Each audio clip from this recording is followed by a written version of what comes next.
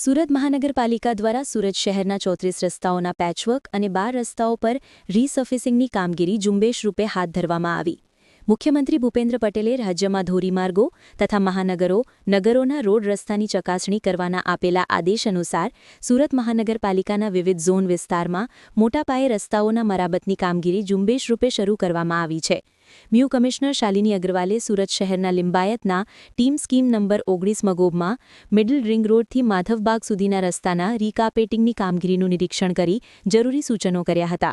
તેમણે રોડના કેમ્બરની ચકાસણીની સાથે બિટ્યુમિનસ કોન્ક્રીટનું ટેમ્પરેચર ચેક કર્યું હતું. કમિશનરે એજન્સીને રોડની કામગીરીની સમગ્ર વિગતો રજિસ્ટરમાં નોંધ કરવાની સૂચના આપી હતી. મ્યુ કમિશનર શાલિની અગ્રવાલે જણાવ્યું હતું, સમગ્ર સુરત શહેરમાં વિવિધ ઝોન્સમાં ઝુંબેશ સ્વરૂપમાં રોડ રિપેરની કામગીરી શરૂ કરવામાં આવી છે. આજે સુરત શહેરના તમામ ઝોન્સમાં ડેપ્યુટી મ્યુનિસિપલ કમિશનર્સ અને એડિશનલ સિટી એન્જિનિયર્સ દ્વારા રોડ ઉપર જઈને એમની જો કામગીરી છે એમનું નિરીક્ષણ પણ કરવામાં આવ્યું છે.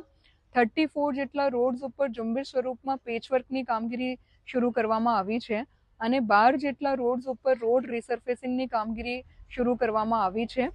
સુરત કોર્પોરેશનના engineers, deputy engineers, executive engineers અને ઝોનલ ચીફ્સ દ્વારા ફિલ્ડમાં રહીને આ કામગીરીનું સતત મોનિટરિંગ થાય, ગુણવત્તાયુક્ત કામગીરી થાય અને ઝડપથી સમગ્ર સુરત શહેરમાં રોડ રિપેર અને રોડ રિસર્ફેસિંગની કામગીરી પૂર્ણ કરવામાં આવે એમના માટેની ઝુંબેશ આજથી હાથ ધરવામાં આવી છે.